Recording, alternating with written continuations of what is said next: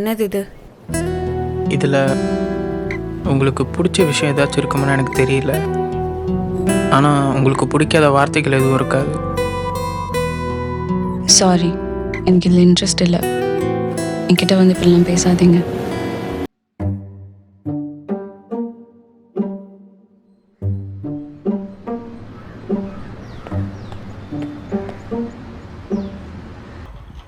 மச்சான், உனக்கு காதல் அந்த பொண்ணு மேலேயா இல்லை இந்த கவிதை மேலேயா?